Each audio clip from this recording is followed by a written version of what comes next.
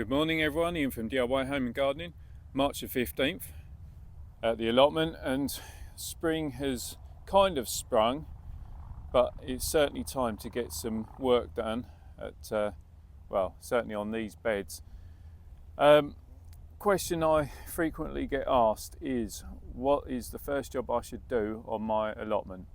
And I answer it the same every time. First job is always, before you do any beds, any weeding, any planning, get some compost bins on the go, because those are going to be invaluable to you and they are going to help you make some of this all important allotment gold, your own compost. So let's turn the camera around and have a look as to what I'm talking about.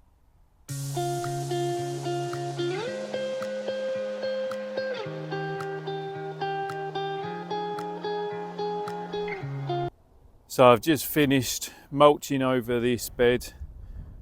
It looks bloody amazing, I've got to be honest. Look at the texture on that, beautiful texture, doesn't smell. It's got good mixture of, well, everything really. So plenty of nutrients within that, good body, and just pure organic matter. Now that is a world away from this, which is essentially what I'm trying to grow in, which is more or less pure Essex clay. Second year of being up here now, so this Essex clay is not quite so clayey, only in as much as I've been adding so much manure to it last 2 years, but it is just ridiculously hard, so wet in the winter, so hard in the summer, and you just need something to help break it up. And as I say, I've been using stack loads of manure, but that's nothing compared to the benefit and the goodness that I'm going to start getting with my own compost.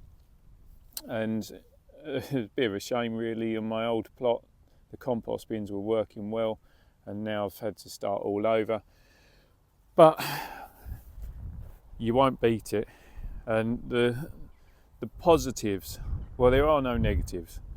The positives with making your own compost, it's free.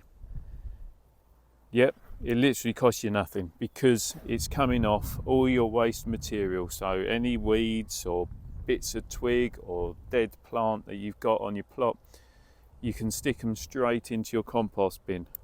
You don't need to worry about carting it home, sticking it in a bin or anything like that. You're making full use of it. If you're like me and you're gardening in an organic manner without spraying chemicals, then you know also that your compost is going to be pesticide, more importantly herbicide free. So therefore you can chuck it all over the place, you can dress around the plants knowing that you're not going to kill anything off, cause any damage to those plants because of possible herbicide applications. The other thing to consider is that with any crop you grow, whether that's onions, potatoes, broad beans, whatever, all the crops you're growing are using up the soil in the ground and the nutrients that are contained in the ground. And so if you do nothing, if you don't put anything back on those beds, then year on year the volume of soil is going to decrease, but more importantly the nutrient levels are going to drop off to the point where your crops are going to suffer. You won't get that much return, and your hard work will be, well, a bit in vain unless you start applying even more fertilizers. Now, if you put down your waste plant material, or put your waste plant material in your compost bin, turn it into this beautiful stuff, then you add in all that goodness, all that bulk matter back into the ground, back into your beds, elevating those levels back up again so you can see where these have dropped off. We'll be filling those right back to the surface again, and that's going to give you all that goodness and all that soil volume in which to grow. So, having shown you the differences, let's go and have a look at the the bin in question, shall we? So I did a video last year on how to make these compost bins, and you can see that that one's, well, it's pretty full, but not as full as it was. It was well up to the top there in the autumn time with all the cuttings and whatnot. And this is the bay, or the other bay, from the year before, so 2024, 2023. And you can see that it comes down or breaks down massively, and I would expect really from the height that it was there to literally end up with about a third of volume, and kind of that's where I'm at with this, about a third ish. Now you can see almost the different layers of it, and it does break down, but you do get left with some of the thicker bits, and you can see, to be honest, where the bits where I just couldn't be asked to cut it up too much. But I mean, that's a bit of dahlia. You can see there, that's some sweet corn that's gone in. That's a little bit of sunflower, but let's get the fork in and just show you. Yeah, look at that. That is absolutely amazing stuff. A bit of manure still in there, but absolute cracking. And it's like gold dust, that. So that is what I'm using over the beds, and it all gets created, as I say, just by your waste. Now these are obviously the bigger pieces that I've been pulling out of there as I go, and once I'm sorted I'll be chopping those up finer so they break down. Now ideally what you want to do is to put it into layers. So put in a layer of leafy material and the more grassy material, and then a bit of a layer of more twiggy stuff, and that is doable. And you tend to find that actually that comes almost by way of virtue when you're going through the plot, because you'll go through and you'll do a section, so potentially over there, do a section of weeding, and then you do a section where you're just lifting the crops out, and you end up with that more woody material to go in. And that's how I end up forming the layers. And then every so often, probably every foot I suppose, I'll then do a total mulch over the top, just with a layer of manure or hay, just because that's a product that's available to me from the farm, and that just keeps the warmth going and those worms and microorganisms active to break the compost down. Now my intention is to finish using this up, and then I get going on turning that lot. So let's do this first. Okay, so I actually come back up to the plot 3 days after started the filming on the compost bins. Basically knackered my back, so yeah, needed a couple of days of rest, but with that rest seems to have come the sunshine, so that's nice. Welcome change. So yeah, this compost bay is empty, and so the first thing that I do is, well, stick some manure in just to try and promote that worm activity. You can put some, if you've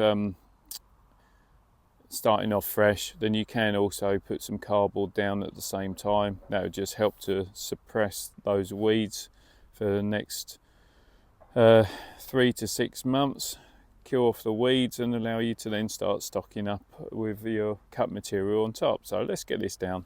So I've put in a layer of manure, just about 4-5 inches in depth.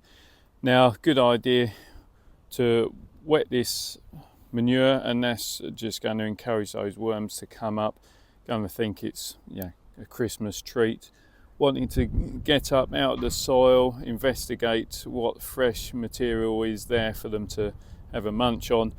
and so yeah, straight away you're going to encourage the worms to come up, make their way into this bottom section, which in turn is then going to start leading them to some of this other exciting tasty treats that they can enjoy.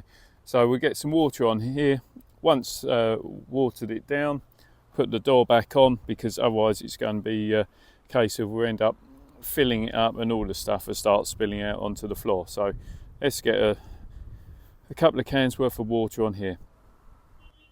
So I've actually stuck 4 watering cans worth of water over this lot, and now it's essentially a case of put this into there in reverse fashion, so it'd be the least composted bits going in first.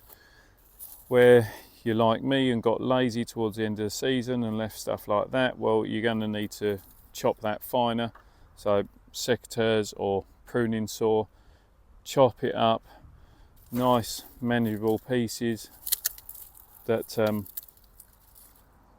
he says nice manageable pieces that are then going to sit in there. So the smaller the better, but let's not be pedantic about it. You know, you just want it so that it's going to start decomposing pretty quickly. So yeah, start with the laborious process of chopping this top stuff, and then we'll work our way through.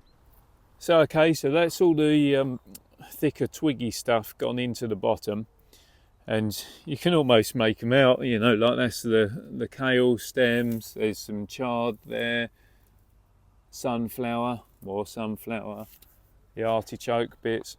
So yeah, we got the twiggy layer, and that's gone onto the manure. And then really what you then be doing is creating layers. So by taking this out, hopefully this will come out in the reverse really. So onto a twiggy layer, you would then be putting some nice soft leaves or grassy bits and pieces, and then on top of that goes more twigs. So as I say, when we're transferring this into that bed, or turning your compost bin as it's called, then it should go back in the correct layers, and by the time we get down to the bottom, the most decomposed stuff will be on the very top, and hopefully will help drive the heat to start breaking down. So yeah, I'll just get a few more layers down, and then we'll have a look. So we're down about a foot, and you can already see the change. So you can see the obvious sign of decomposition, the wood lice that are moving around in there, and the fact that some of these dahlia stems have changed from being like that to like that. So the dried stuff there towards the back, the centre's obviously where the warmth is and there's broken down, but yeah, it's still just a case of turning each layer from there into there. It's filling up nicely, it's going down nicely. Halfway down, look at this, we're getting to the proper good allotment gold. So yeah, there's going to be quite a lot of that is actually going to be usable for putting on some of the beds. Certainly yeah, certainly going to be a good welcome addition to the allotment. Well, that took some doing, but finally that bin is totally empty,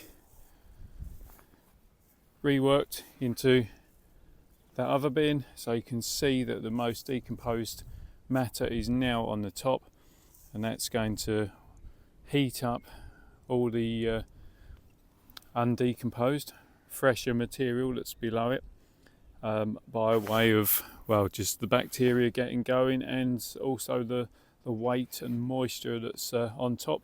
But you can see already that we've gone from having a pretty high stack that was in this one to a lower element already, and that was with this bin also having the addition of some fresh manure. So it does just sort of aerate when you're turning it, but also compacts down at the same time. So out at the very bottom, which was where you can almost see where that wet line was. That was the most decomposed matter, which was good to go. All this lovely material. And there we are. So that's going to go down onto the bed down the bottom of the plot. And this is exactly what we're talking about. Look at that, nutrient rich goodness, straight onto the bed.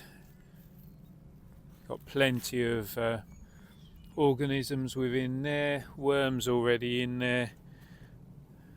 Yeah, worms are plenty, and that's just going to be really great stuff for the dwarf Jerusalem artichoke to get going into.